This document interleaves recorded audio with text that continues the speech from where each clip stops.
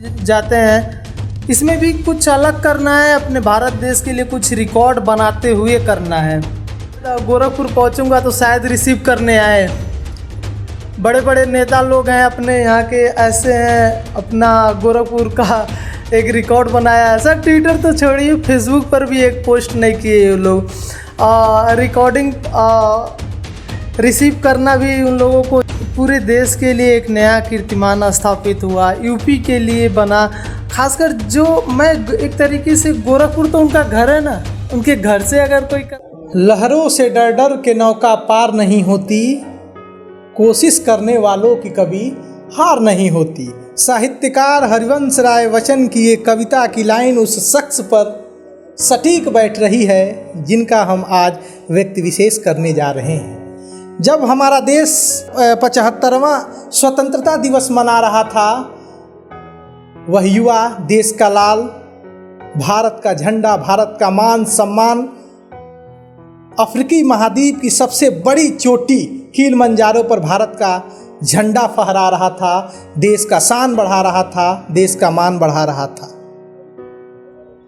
नमस्कार, मेरा नाम है शशि भूषण तिवारी और आप इस समय उत्कर्ष पत्रिका देख रहे हैं। जिस शख्स के लिए हमने ये 2 लाइन की भूमिका बनाई है, वह शख्स पर्वतारोही उमाशंकर सिंह, गोरखपुर जिला के खजनी तहसील के गौरसैर गांव के रहने वाले हैं। उम्र तो छोटी है लेकिन कारनामे बड़े हैं। व्यक्ति विशेष में इस व्यक्ति की विशेषता क्या है, उस विशेष को जानने के लिए हम आज उत्कर्ष पत्रिका पर इनके जीवन के बारे में जानेंगे। हमारे साथ उमा सिंह, रितेश इनको लोग निक नेम से प्यार से बोलते हैं, आज हमारे साथ मौजूद हैं। रितेश, आपका उत्कर्ष पत्रिका पे स्वागत। बहुत बहुत धन्यवाद भैया। रितेश, जो जर्नी आपने की है, कठिनाइयाँ आई होंगी, ऐसा नहीं है कि बड़ा आराम से आप उस रोड पे, उस रास्ते पे चलते हुए किलिमंजारो तक का सफ़र आपने तय किया होगा। कठिनाइयाँ आई होंगी, खास करके गोरखपुर के मंडल के लोग, उत्तर प्रदेश, पूरा भारत ये जानना चाहता है कि उमाशंकर, जो आपका प्यारा निक नेम है, मैं उसका मतलब भी बताऊंगा। आंखें आपकी भर रही हैं। पूरा भारत, उत्तर प्रदेश, खास करके गोरखपुर के लोग ये जानना चाहते हैं आपका संघर्ष कैसा रहा है। सर कैसा बताएं सर, ये बहुत अचानक से हुआ काम नहीं है। बहुत टाइम लगा है अभी यहाँ किलिमंजारो तक पहुँचने में। पिछले जो 2 साल से मैं लगातार इस साइकिलिंग और माउंटेनियरिंग फील्ड में लगा हुआ हूँ। एक गरीब फैमिली, एक नॉर्मल से भी नॉर्मल फैमिली के लिए ये सोचना बहुत दूर की बात है। और मैंने सोचा और फिर सोच के फिर इसके ऊपर चला और करना, तो ये बहुत लंबी कहानी है ये, मतलब बहुत छोटे में नहीं बता सकता। संघर्ष मेरा बहुत ज़्यादा रहा है। खुल के बताइए, आज ये मंच आपके लिए है। ये मैं पढ़ाई कर रहा था, गवर्नमेंट जॉब जैसे सभी लोग तैयारी करते हैं वैसे मैं भी कर रहा था। मैं कोचिंग में था। दरअसल उस दिन कुछ स्पेशल होने वाला था मेरे साथ। भूगोल के सर ने उस दिन पर्वतों और पहाड़ों का बहुत विस्तृत अध्ययन कराया और उनका खास टॉपिक था पूरा माउंट एवरेस्ट को लेकर। उनके पढ़ाने का स्टाइल भी बहुत अलग था कि माउंट एवरेस्ट ऐसा है, वैसा है, इस पर लोग जा नहीं पाते हैं, हर 10 में से 1 लोग ऊपर पहुंच पाते हैं, बाकी लोग या तो मर जाते हैं या तो नीचे चले आते हैं या तो हार मान लेते हैं। तो ये ना दिमाग में उस टाइम बैठा, थोड़ा अच्छा लगा, एवरेस्ट अच्छा ऐसा। तो मैं वापस आया घर पे, रूम लेकर मैं गोरखपुर में रहता था। फिर यूट्यूब पर, गूगल पे सर्च करने लगा एवरेस्ट। मैं लगभग 7 से 8 दिन लगातार एवरेस्ट के ही सर्च किया। फिर वो पता नहीं एडिक्ट बन गया मैं उसका। फिर मेरे लाइफ में एक कैम्प मिला, अब जो भी है माउंट एवरेस्ट पर चढ़ाई करना है। मतलब आप पहाड़ों के साथ खेलना, पहाड़ों के साथ सोचना, पहाड़ों के साथ सोना, सपने देखना, सब कुछ पहाड़ों के साथ। मेरी जब आपसे चर्चा हो रही थी इंटरव्यू के पहले, तो आपने ये कहा कि मैंने ये आपसे पूछा कि कहाँ से आपको ये प्रेरणा मिली कि हमको पहाड़ पे चढ़ाई करनी है, पर्वत पे चढ़ाई करनी है, तो आपने कहा पहाड़ को देख के ही हमने वहाँ से प्रेरणा ली कि हमें पहाड़ों पे चढ़ना है। आगे कंटिन्यू। ये पहाड़ कोई और नहीं, माउंट एवरेस्ट था, जो विश्व की सबसे ऊंची पर्वत चोटी है। उसी को देखा, उसी की जो इतनी कठिनाइयाँ हैं उसको ही देखा, उसको देख कर ही अंदर से आया अब हमको भी यही चढ़ाई करना है। और एक लक्ष्य मिला मेरे जीवन में, एक लक्ष्य मिला माउंट एवरेस्ट। फिर वहीं से मेरी जर्नी स्टार्ट हो गई दूसरी अलग। मैं फिर पढ़ाई छोड़ दिया अपना, फिर अब ये पता करने लगा कैसे कैसे क्या क्या इस पर जाने के लिए क्या करना पड़ता है। गूगल ही कोई यहाँ पर तो अपने गोरखपुर अपने यूपी में इस फील्ड में ना के बराबर लोग मिलते हैं। फिर गाइडेंस लेना तो बहुत बड़ी बात है कि किसी, फिर गूगल एंड यूट्यूब इसी के सहारे गाइडेंस लिया। पता चला कि इसके ऊपर जाने के लिए आपको ट्रेनिंग करनी पड़ती है। गूगल से सब सर्च किया, इंस्टीट्यूट में दाखिला लिया और वो पहला मेरा माउंटेनियरिंग इंस्टीट्यूट था, Swami Vivekananda mountaineering institute, mount Abu. ये माउंट आबू राजस्थान में है। मैं जनवरी सन 2019 में पहली बार ट्रेनिंग के लिए गया। आपके पापा कृषक हैं, मतलब आप बड़े मजबूत फैमिली से नहीं आते हैं, जैसा आपने बड़ी कमज़ोर फैमिली से आते हैं, गरीबी है। तो कोचिंग करने के लिए पैसे कहाँ से मिले, घर से कितना आपको सपोर्ट मिला? ट्रेनिंग के लिए तो सर, जब मैं ट्रेनिंग के लिए गया उसके पहले हमको तो माउंटेनिंग फील्ड में उतना नॉलेज नहीं था कि पैसे लगेंगे, बहुत ज़्यादा लगेंगे, कैसे होगा, ये सब कुछ नहीं। मैं जब जनवरी में पहली बार माउंटेनियरिंग के लिए गया ट्रेनिंग के लिए, एग्जैक्ट हमको पता चला कि इसमें अगर अपनी लाइफ बनानी है, अगर माउंट एवरेस्ट क्लाइंब करना है तो आपको कम से कम 1.5 से 2 लाख केवल ट्रेनिंग के पैसे चाहिए। मैं जनवरी में कंप्लीट किया। ए ग्रेड से मैंने basic rock climbing course complete किया, वापस घर आया। घर आके फिर जॉब करना स्टार्ट किया। मेरा जो जॉब था, आइसक्रीम प्लांट इंस्टॉलेशन करता था। सुबह में कंपनी का और शाम में कुछ भी लाइक प्राइवेट काम, वेटर का काम, जो भी था मैंने वो हर एक काम किया और बहुत अपने आप को प्राउड फील होके करता था। मैं, मेरे घर वालों को भी नहीं पता कि मैं वेटर का काम किया हूँ। आज आप कैमरे पे बता रहे हैं, हमारे चैनल पे बता रहे हैं। बहुत लोगों को नहीं पता, ना के बराबर 1-2 लोग ही जान रहे हैं शायद कि मैंने ऐसा किया है। लेकिन तब भी मैं वो करता था ना, तो कभी अंदर से वो नहीं फील होता था कि मैं मैं क्या कर रहा हूँ, घर वाले जानेंगे तो बोलेंगे। लेकिन मैं अंदर से बहुत प्राउड फील होकर कर रहा था, क्योंकि हमको मालूम था मैं किस लिए कर रहा हूँ। फिर वो मैंने 7 से 8 महीने में लगातार पैसे कमाए। आप विश्वास नहीं मानेंगे, मैं 7 महीने में लगभग 1.5 लाख रुपए कलेक्शन किया था, और जो कि मेरी कंपनी का केवल वो था 12,000 रुपये सैलरी। उस हिसाब से किसी भी कंडीशन में नहीं पूरे होने वाला था, लेकिन दिन रात एक करके हर एक काम करके 7 महीने में मैंने इतने पैसे कलेक्ट किए। आपकी पढ़ाई कहाँ तक हुई, कहाँ आपने छोड़ दी पढ़ाई? मेरा एमकॉम रहा है। एमकॉम मैंने DDU से ही किया है, यूनिवर्सिटी से ही किया है, उसके बाद छोड़ दिया।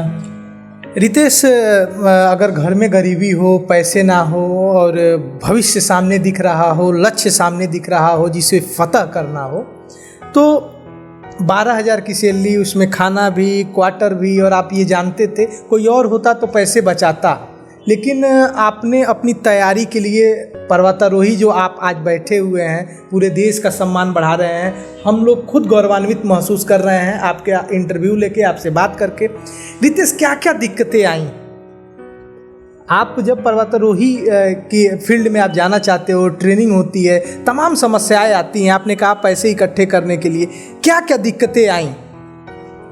सही दिक्कतें ना, इतनी ज़्यादा दिक्कतें आई, लेकिन मैंने ना कभी उसको दिक्कत को प्रॉब्लम नहीं समझा, प्रॉब्लम को।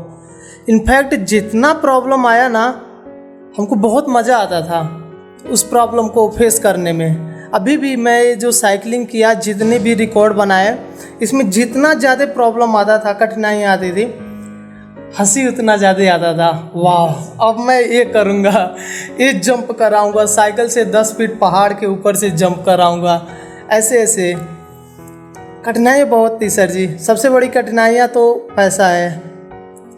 और मदद कहीं से मिली कि नहीं? मिला ना सर।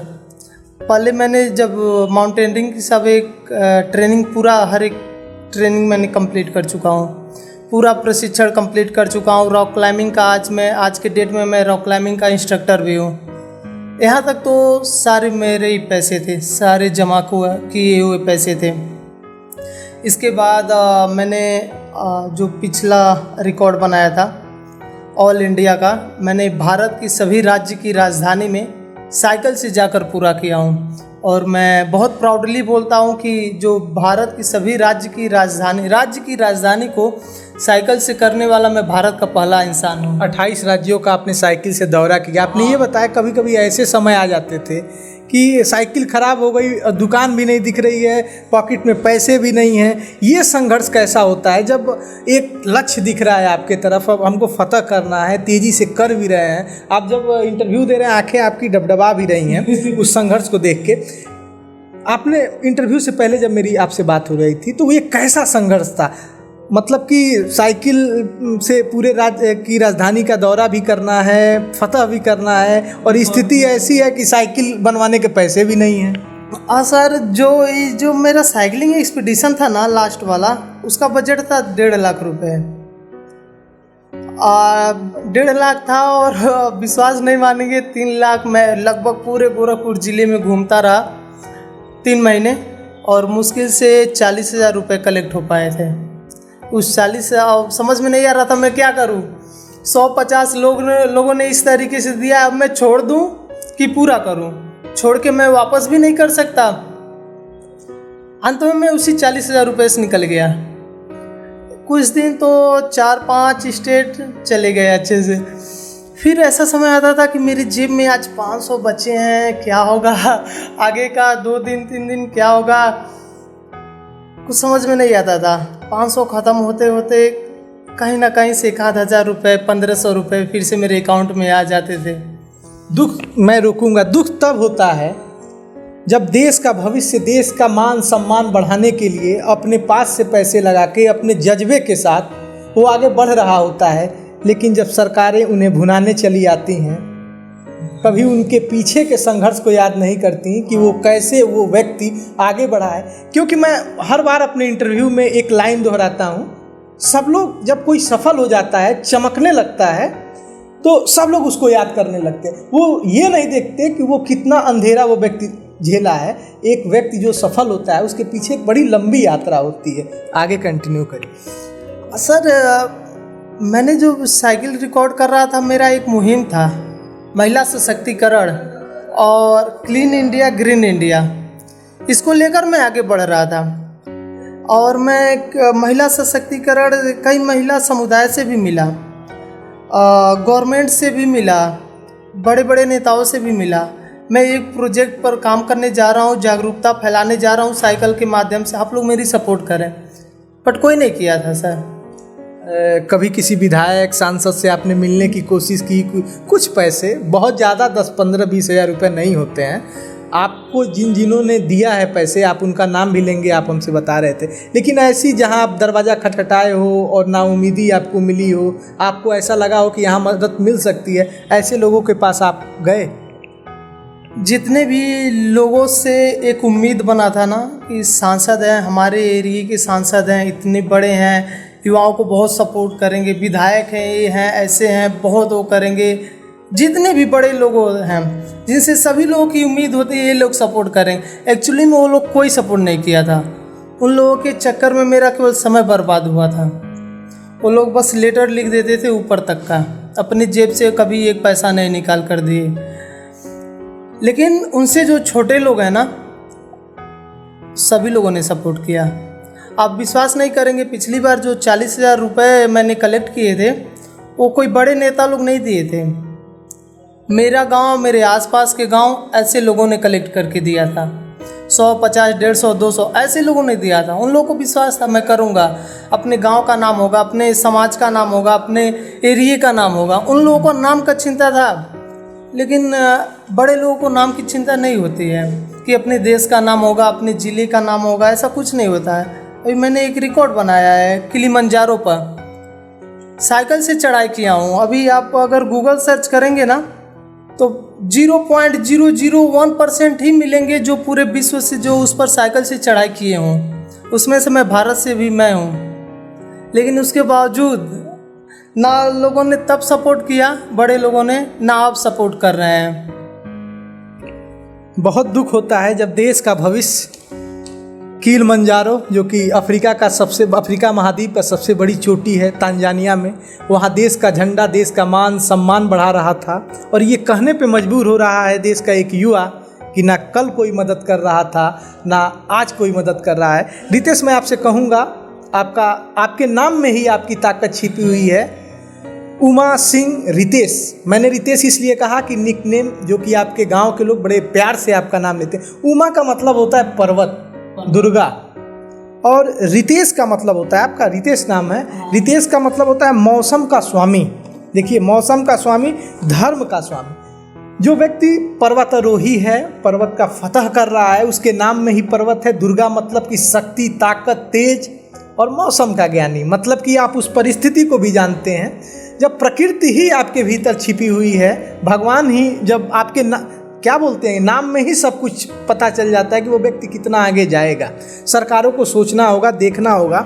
गोल्ड आपने देखा होगा कि हमारे देश में रजत, कांस्य पदक जीतने वाले लोगों ने कितना संघर्ष किया है, और अब वो जीत कर आए हैं। दुनिया ये नहीं देखती है कि उस सफलता के पीछे उस व्यक्ति ने कितना मेहनत किया है। यस सर, ये बहुत मतलब सोचने वाली बात है। केवल सरकार को ही नहीं, उन सभी लोगों को भी सोचना चाहिए, जो आम जनता है, जो मतलब एक डांस पे लाखों रुपए उड़ा सकते हैं, मूर्ति पे, मस्जिद पे, मंदिर पे मैं सम्मान करता हूँ, होना भी चाहिए। करोड़ों रुपए, अरबों रुपए लुटा सकते हैं, लेकिन जहाँ से अपने देश का भविष्य, अपने देश के नाम कुछ बन सकता है, रिकॉर्ड बन सकता है, मेडल आ सकता है, रोशन हो सकता है, वहाँ पर वो लोग कभी नहीं वो करते हैं। ये नेता भी नहीं और आम जनता भी नहीं करती है। और लेकिन वही लोग दोष से भी लगाते हैं कि हमारा देश ऐसा नहीं करता, हमारा देश वैसा नहीं। कैसे करेगा भाई? अभी उसके पास कुछ भी नहीं है, कपड़े तक नहीं है, आप उसको कपड़े तक नहीं फैसिलिटी प्रोवाइड करा रहे हो, तो कैसे वो आगे जाएगा, कैसे दौड़ेगा, कैसे कहलाएगा? बहुत दिक्कत वाली बात है सर, सोचना चाहिए, आम जनता को भी ये सोचना चाहिए। रितेश, उमेश, जब आप ट्रेनिंग के लिए जाते हैं, जब आप तैयार हो जाते हैं, ऐसा लगता है कि अब हम फतह करने के लिए तैयार हैं, हमारे अंदर अब ताकत आ गई है। किलिमंजारो जो आप फतह कर रहे थे, ट्रेनिंग कैसे दी जाती है, क्या बताया जाता है रहने का? मतलब कि आप एक तो उतनी ऊंचाई पर जाके नीचे धरती को देख रहे हैं, और कहीं ना कहीं आप ये सोच रहे हैं हम कहाँ खड़े हैं, तो वहाँ का कल्चर अलग होगा, रहन सहन, खान पान, ऑक्सीजन की मात्रा वहाँ कम होती। क्या बताया जाता है? हर युवा जो आपको सुन रहा है और हम बताने की कोशिश कर रहे हैं, तो क्या बताया जाता है ट्रेनिंग में, किस तरह की ट्रेनिंग होती है? वहाँ पहाड़ों पर ना, मतलब जो ये नीचे है, यहाँ से एकदम अलग सिचुएशन हो जाता है। हम नीचे कितने भी दौड़ते हैं, मजबूत हैं, लेकिन ऊपर पहाड़ों में हम 100 मीटर दौड़ नहीं सकते हैं। हम लोग की सांसें रुक जाएंगी, ऑक्सीजन लेवल इतना कम है। लोगों को चिड़चिड़ापन आ जाता है, छोटी छोटी बातों पर बहुत ज़्यादा गुस्सा आ जाता है। वहाँ पेशेंस रखना पड़ता है हर एक चीज़ों में। वहाँ पर एक छोटी सी गलती आपकी पूरी जान ले सकती है। पहाड़ों में हल्का सा सावधानी हटा, पैर फिसला, सीधे आप हजारों फीट नीचे जाओगे। आपके साथ हर एक सामान रहेगा। जब आप वहाँ पहाड़ों पर जाते हो तो एक मतलब दिनचर्या का जो भी सामान है, रहने से लेके सोने, उठने, बैठने, हर एक सामान आपके पास, आपको कैरी करके जाना पड़ेगा। बैग में 25 किलो का लगभग वजन लेकर जाना पड़ता है। वहाँ पर नेचर में रहना एकदम आदमी का जो सोच है सब कुछ चेंज कर देता है, बहुत अलग है। खान पान क्या होता है, ये सामान्य कैसे वहाँ खान पान होता है? आप लोग बनाते हैं या फिर कैसे? पहाड़ों में खान पान बहुत ही अलग है। यहाँ नीचे तो क्या 52 भोज सब चीज़ ले लीजिए, ऊपर में आपको चावल मिलेगा, खिचड़ी मिलेगा, मैगी मिलेगा, इससे ज़्यादा आप कुछ एक्सपेक्ट ना करिए। मैं तो कहाँ कैसे मान लो उतनी लंबी चढ़ाई चढ़नी है, उसमें प्रोटीन वगैरह चाहिए, कैलोरी वगैरह चाहिए, आप मैगी खा के और कैसे हो पाता है, यानी कि हिम्मत कहाँ से आती है? होता है सर, कुछ लोग नीचे से वो ड्राई फ्रूट अपना लेकर जाते हैं, अपनी अपनी जेब के खर्चे के अनुसार, जैसा पैसा वैसा फैसिलिटी भी ऊपर मिलता है। ऐसा नहीं है, अगर आपके पास पैसे हैं तो ऊपर भी 5 स्टार की तरह आपको सेवा मिल जाएगी। लेकिन हम लोग जैसे लोग की 5 स्टार नहीं, जैसे हम लोग वही पसंद करते हैं जो सबसे लो से लो होता है ना, उसी में हम लोगों को मज़ा भी आता है। क्योंकि असल माउंटेनियर अपने हाथ से ही खाना बनाता, अपने हाथ से टेंट लगाएगा, अपने हाथ से हर एक चीज़ शुरू से लेके अंत तक अपने हाथ से ही करके वो सरवाइव करते हुए ऊपर जाता है। ट्रेनिंग में जैसे ट्रेनर आपके साथ होते हैं कि बस आप ही ट्रेनर हो, आपको जो बता दिया गया है आप ट्रेंड हो गए हो, कोई जाता होगा साथ में कि बस अकेले आपको ट्रेंड करके छोड़ दिया जाता है? नहीं, अगर हम माउंटेनियरिंग फील्ड में हैं तो अगर किसी एक्सपीडिशन पर जा रहे हैं तो वहाँ पर हर एक प्रकार के लोग मिलेंगे आपको। जैसे हम अगर कोई ग्रुप बना रहे हैं जो 8 से 10 लोगों का है तो उसमें एक गाइड भी होंगे, जो सबसे एक्सपर्ट होगा वो गाइड होगा, और जो थोड़ा सा वो है वो बीच में रहेगा, जो थोड़ा सा उससे एक्सपर्ट है वो पीछे रहेगा, उसमें खाना बनाने वाले एक्सपर्ट रहेंगे। इस तरीके से पूरा एक टीम बनता है, फिर जाके ऊपर हम लोग जाते हैं पर्वतारोही में।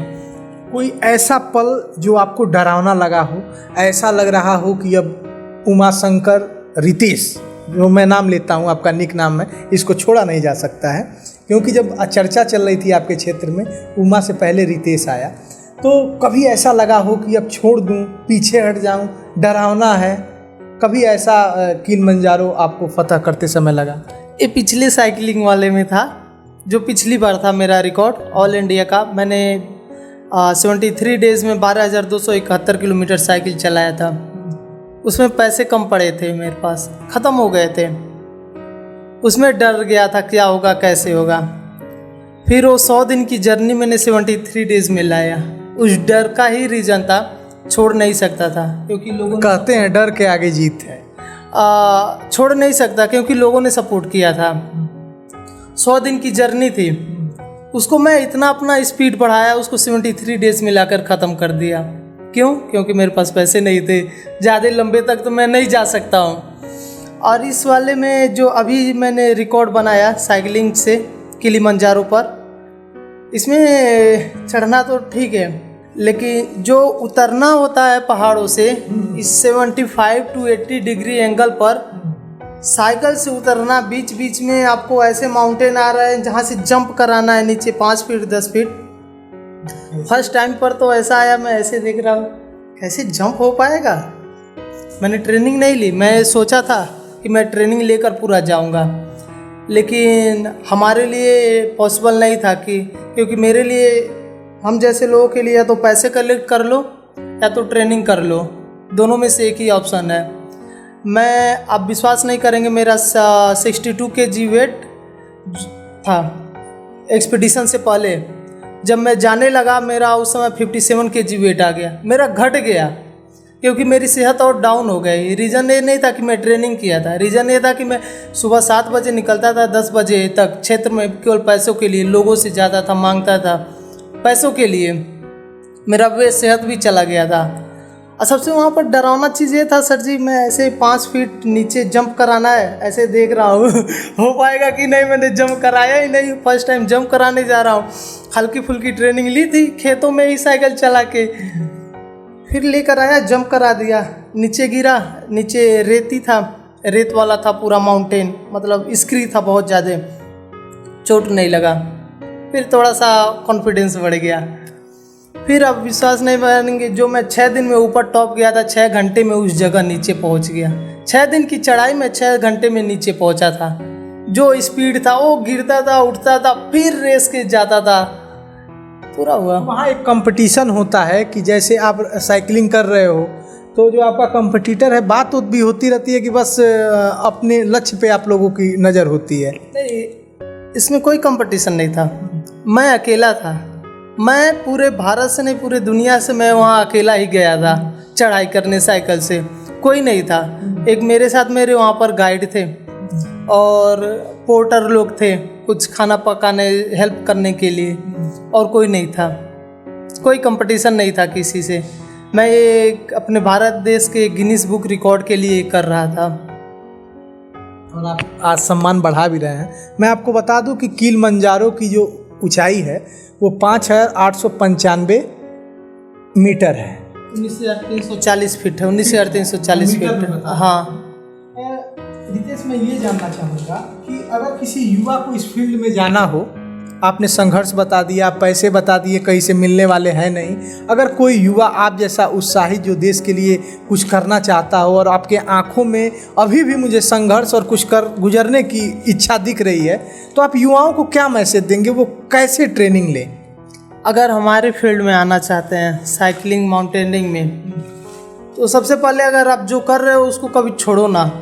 अगर आप पढ़ाई कर रहे हो तो पढ़ाई कभी ना छोड़ो, आप जॉब ले लो। अगर आप जॉब लेकर इसके बाद इसमें अपना लाइफ बनाओ पैशन के तौर पर। अगर आप फुल टाइम अगर इसमें आप देते हैं, पूरा आप सोच रहे हैं कि नहीं मैं जॉब नहीं, केवल पूरा अपनी लाइफ इसमें देना चाहता हूँ, तो यकीन मानिए आपको एक टाइम ऐसा आएगा बीच बीच में, अगर आप अमीर नहीं हैं तो बहुत ज़्यादा आप डिप्रेस में चले जाएंगे। एक समय ऐसा आएगा आपको करना तो बहुत कुछ रहेगा, क्योंकि आपने पूरा समय इसमें दे दिया है और कोई मकसद नहीं है ज़िंदगी का, लेकिन आप कुछ कर नहीं पाओगे क्योंकि आपके पास पैसे नहीं हैं। बहुत ज़्यादा डिप्रेस में भी चले जाएंगे। लेकिन वही टाइम होता है कि अपने हौसले को छोड़ना नहीं है, कहीं से कुछ भी करना है और आगे बढ़ना है। आप कितने भाई बहन हो? हम 3 भाई हैं, पूरी 5 फैमिली है। मेरी एक जॉइंट फैमिली है, सभी लोग एक में ही रहते हैं। बड़े भाई जॉब करते थे, अभी कोरोना ने उनका भी जॉब ख़त्म कर दिया है। छोटे भाई पढ़ाई करते हैं और मैं ये करता हूँ। तो कभी घर से दबाव नहीं आया कि इतना रिक्सी है और ज़िंदगी जाने का खतरा है, पैसे बड़े संघर्ष से आप छिपा कर 12 पाते थे, घर 6 बताते होंगे इकट्ठा करने के लिए, इतना कुछ संघर्ष देश के लिए, और आपने जैसा बताया कहीं से कोई उम्मीद नहीं, तो घर से कभी माँ और पापा और मम्मी ने कभी मना नहीं किया कि ये काम मत करो, रिक्सी है, इसमें जीवन जाने का खतरा है? ये पहले बहुत लोग मना कर देते, पहले बहुत मना किए, क्या करने जा रहे हो, कौन ऐसा करता है। सभी लोग एक होता है कि पढ़ाई कर लिए तो नौकरी करेंगे, अब घर वालों की मतलब प्रॉब्लम ख़त्म होगा और तुम ये करने जा रहे हो। लेकिन फिर उन लोगों ने देखा कि मेरे वजह से मेरे गांव आसपास के लोगों का नाम हो रहा है, सभी लोग बहुत खुश हैं, अभी साथ देते हैं। मम्मी पापा सभी लोग, पैसे से नहीं, क्योंकि पैसे तो है ही नहीं। पापा खेती करने के लिए लोन लेते हैं तो हमको कहाँ से देंगे, लेकिन मेंटली उन लोगों का पूरा सपोर्ट है और मेरे लिए बहुत ज़्यादा है उन लोगों का मेंटली सपोर्ट ही। रुकना चाहूँगा, आपके दर्द से मैं भी सहम जा रहा हूँ। जिसके पिता खेती के लिए लोन लेते हों, एक भाई का कोरोना के समय में जॉब छूट गया हो, और एक उत्साही देश का मान सम्मान बढ़ाने वाला युवा अपने कुछ पैसों से पैसा इकट्ठा करके देश का सम्मान बढ़ा रहा हो, बहुत दुखद होती है ये स्थिति हमारे समाज के लिए कि ऐसे युवाओं को हम आगे नहीं बढ़ाते। सरकारों के लिए अभी देखो कि जिस तरह से आप सफल होते हो ना, सब कोई फ़ोटो खिंचाने के लिए, सब कोई ढोल नगारे लेकर आ जाता है। मैं एक मूवी मैंने देखा था, आपने भी देखा होगा, दशरथ मांझी करके था, हाँ, उस पर जब वो पत्थर तोड़ता है, उस फिल्म की मैं बात कर रहा हूँ, सब कोई उससे अपने आप को प्रेरणा पाता है। तो पत्थर तोड़ता है तो गांव के लोग कहते हैं का हो दशरथ कब ले, मतलब कब तक आप तोड़ेंगे, मन मजाक उड़ा देते हैं। और वो उस मूवी में कहता है जब तक तोड़ेंगे नहीं तब तक छोड़ेंगे नहीं। वही आप पर भी लागू होती। घर की परिस्थिति विकट खराब है, मतलब हम कह नहीं सकते हैं किस तरह से। और एक स्टूडेंट कहिए या एक देश के युवा को कहिए जो देश का सम्मान बढ़ाने के लिए, वो भी किस दिन सम्मान बढ़ाता है, 15 अगस्त के दिन जब हम स्वतंत्रता दिवस मना रहे होते हैं और हमारे देश का सबसे बेहतरीन वो दिन होता है, और एक हमारे देश का युवा अफ्रीका में जाकर, महाद्वीप में जाकर किलिमंजारो पे 15 अगस्त के दिन हमारे देश का सबसे शान मान, मतलब झंडे की शान, मतलब देश का सम्मान बढ़ा रहा होता है, और आज एक युवा को स्ट्रगल करना पड़ रहा है। सर जी, अभी मैं सोचा था ना कि मैं 15 अगस्त को कर रहा हूँ, अपने देश का इतना नाम होगा, अपने देश के नाम नया रिकॉर्ड बनेगा। यहाँ की जो बड़े लोग हैं ना, इस बार कुछ ना कुछ करेंगे। मैं ना लोगों के ट्विटर चेक करते रहा, उन लोगों ने ट्वीट तक नहीं किया। अपने गोरखपुर का लड़का एक रिकॉर्ड बना रहा है, मैं ट्विटर रोज चेक करता था, शायद आज ट्वीट किए होंगे मेरे बारे में, मेरे गोरखपुर के लड़के ने रिकॉर्ड बनाया, ये बनाया, लेकिन कभी ना ट्वीट हुआ ना कहीं जिक्र हुआ, कुछ भी नहीं। अब मैं चेक ही करता था। ऐसा है ना, बहुत अजीब है, बहुत दुख लगता है। ट्विटर एक मंच है जहां सब अपने अभिव्यक्ति को व्यक्त करते हैं, और एक देश का भविष्य ट्विटर पे खोज रहा था कि शायद कोई मेरे लिए भी ट्वीट करेगा। मेरे भी आके सोनू सूद को सर बहुत धन्यवाद बोलना चाहता हूँ, उन्होंने मेरा ट्वीट किया सर। उन्होंने ट्वीट भी किया, वो हमसे मिले भी, बहुत वो भी खुश थे, मैं भी बहुत ही ज़्यादा खुश था कि अपने रियल लाइफ के हीरो से मैं मिल रहा हूँ। लेकिन यहाँ पर तो ऐसा कुछ नहीं हुआ। मैं सोचा कि चलो कोई नहीं, शायद गोरखपुर पहुँचूँगा तो शायद रिसीव करने आए। बड़े बड़े नेता लोग हैं अपने यहाँ के, ऐसे हैं, अपना गोरखपुर का एक रिकॉर्ड बनाया है सर। ट्विटर तो छोड़िए, फेसबुक पर भी एक पोस्ट नहीं किए ये लोग। रिकॉर्डिंग रिसीव करना भी उन लोगों को जरूर। इतना दर्द है, इस दर्द को क्या नाम दूं? मेरे पास कोई शब्द नहीं है इस दर्द को बयां करने के लिए। मेरी उम्मीद ट्विटर और फेसबुक तक ही था, शायद वो लोग मेरे लिए कुछ ना कुछ पोस्ट करेंगे, कुछ ना कुछ तो जरूर करेंगे। आखिर उनके गोरखपुर की बात है, पूरे देश की बात थी, यूपी की बात। पूरे देश के लिए एक नया कीर्तिमान स्थापित हुआ, यूपी के लिए बना। खासकर जो मैं एक तरीके से, गोरखपुर तो उनका घर है ना, उनके घर से अगर कोई कर रहा है तो कुछ ना कुछ तो होना चाहिए ना सर। सीएम भी आपके गोरखपुर के हैं। सभी लोग यही बोलते हैं, अरे सीएम तो गोरखपुर से ही है ना, फिर परेशानी क्या बात, आपको तो बड़े आराम से मिल जाएगा, सब कुछ हो जाएगा। हमको भी उम्मीद है कहीं ना कहीं एक तरीके से जो लोग करते हैं ना, जैसे चलिए ठीक है, सभी लोगों को आप नहीं कर सकते हैं, मदद नहीं कर सकते हैं, जो लोग चढ़ाई कर रहे हैं नॉर्मल नहीं कर सकते हैं, कम से कम जो अलग कर रहे हैं, इस चढ़ाई में अलग कर रहे हैं, जो रिकॉर्ड बना रहे हैं, उनके लिए तो कर दीजिए आप कुछ ना कुछ। आपने ये कहा कि आपने कई लोगों का दरवाज़ा खटखटाया मदद की उम्मीद से, आप काफ़ी लोगों के पास गए, ना उम्मीद हुए। मदद का सिलसिला कहाँ से शुरू हुआ? आपको मदद कहाँ से मिलनी शुरू हो गई? जी, मैं शायद आप लोग भी जानते होंगे, सभी लोग जानते हैं, गोरखपुर का रियल हीरो पवन सिंह है, जो वहीं से मेरी उन्होंने पहले मदद किया, 10,000 रुपये दिए, उन्होंने मेरा लाइव वीडियो भी बनाया, वहीं से मेरी जर्नी स्टार्ट हुई पैसे मिलने की। फिर कारवां जुड़ता, लोग, गांव के मुखिया लोग, जिला पंचायत लोग, 1-2 ब्लॉक प्रमुख लोग, बीडीसी, ऐसे लोग देते गए। एक ब्लॉक प्रमुख से ऊपर नहीं, मदद का सिलसिला शुरू हो गया। उमा सिंह जी, आगे का टारगेट आपका क्या है? आपने किलिमंजारो फतह किया, भारत का सम्मान बढ़ाया, अब आगे आपका टारगेट क्या है? कहाँ जाने चाहते हैं? क्या उम्मीद है? उत्कर्ष पत्रिका के माध्यम से आप अपने लक्ष्य को बताएं, और आगे आपको किस तरह की कठिनाइयाँ आने वाली हैं और आपको किस तरह की मदद चाहिए? मेरा जो अगला उद्देश्य है, लक्ष्य है, यह है माउंट एवरेस्ट, विश्व की सबसे ऊंची पर्वत चोटी माउंट एवरेस्ट। इस पे चढ़ाई करना है, नॉर्मल तो नहीं करना है, क्योंकि सभी लोग जो नॉर्मल जाते हैं, इसमें भी कुछ अलग करना है, अपने भारत देश के लिए कुछ रिकॉर्ड बनाते हुए करना है। अगला मेरा टारगेट यही है, मैं विश्व की सबसे ऊंची चोटी माउंट एवरेस्ट पर चढ़ाई करूं। इसमें जो है सर, आप विश्वास नहीं करेंगे, इसका जो नॉर्मल कॉस्ट है 35 लाख लगभग आता है। 35 लाख रुपए नॉर्मल। अगर आप थोड़ा सा फैसिलिटी चाहेंगे, जैसे कुछ अलग से इंश्योरेंस आपका हो जाए, कुछ एडवांस लेवल के आपके पास इक्विपमेंट हो जाए, तो आपकी प्राइस बढ़ते जाएंगे, फिर करोड़ों तक चला जाता है। लेकिन जो इसका बेसिक है, शुरुआत है 35 लाख। 35 लाख रुपए।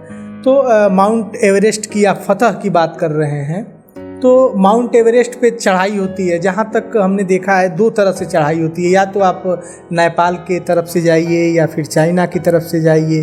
तो आपने वो फतह, आपने कहा कि मैं आसान तरीके से नहीं जाऊँगा, मैंने संघर्ष किया है, हमने कठिनाइयाँ भी झेली हैं और आपके पास एक लक्ष्य है और आपने दिखाया है कि मैं कर गुजरूँगा उस काम को, किलिमंजारो फतह किया।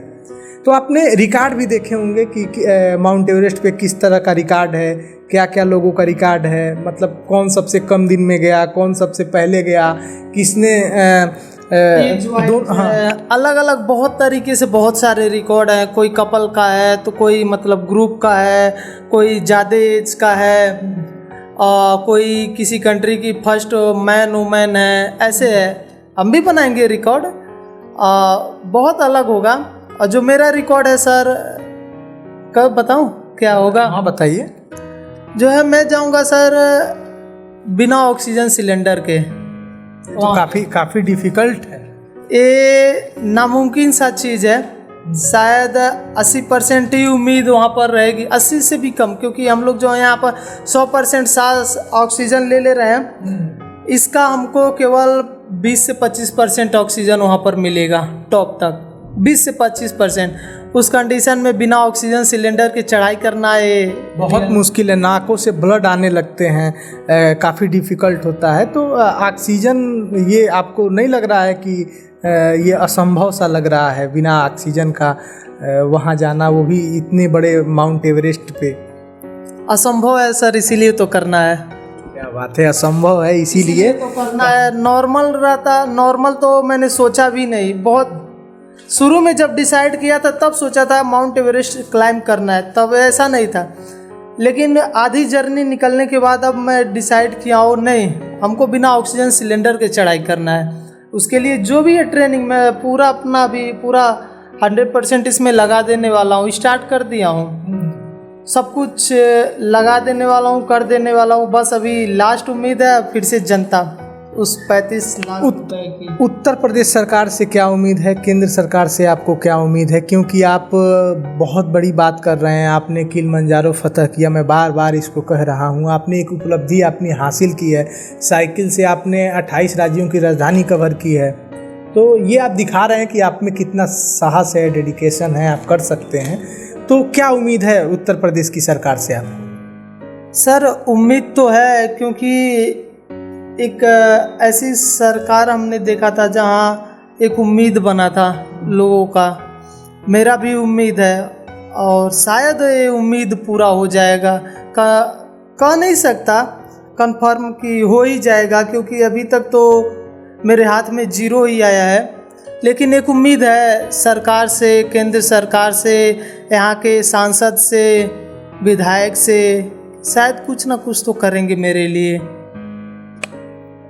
यानी कि 35 लाख का आपका लक्ष्य है, आप सरकार से ये उम्मीद करते हैं कि माउंट एवरेस्ट फतह करने के लिए इनकी मदद की जाए। आपने कहा कि सोनू सूद ने, पवन सिंह वो पहले व्यक्ति हैं गोरखपुर के जिन्होंने मदद की पहली हाथ आपके तरफ बढ़ाई। उमेश सिंह से हम बात कर रहे थे, जिन्होंने पहाड़ पे चढ़ना ही अपना शौक़ बना लिया। इन्होंने किलिमंजारो फतह किया, भारत का सम्मान बढ़ा। जब एक युवा इतने दर्द के साथ अपनी बात बयां कर रहा था, कभी कभी इनकी आंखें भी डगमगा रही थीं। इन्होंने अपने संघर्ष को बताया, ये किसान परिवार से आते हैं और ये भारत का मान सम्मान उस तिरंगे के साथ अफ्रीकी महाद्वीप में बढ़ा रहे थे जब हम अपना स्वतंत्रता दिवस मना रहे थे।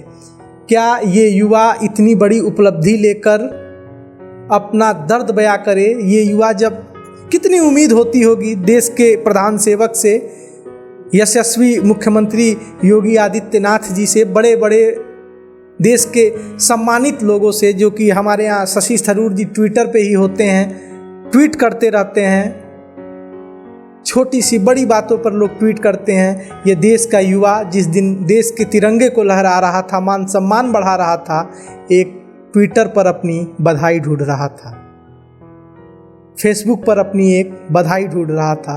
कितनी शर्म की बात है कि ये युवा हताश हुआ, ट्विटर पर एक भी बधाई नहीं मिली जैसा इन्होंने कहा।